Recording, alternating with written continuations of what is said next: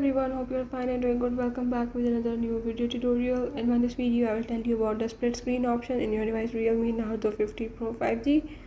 So if in this device you want to use the feature of the split screen, or if you want to know about the split screen option in your device, you can easily do it by the method that I will tell you in this video.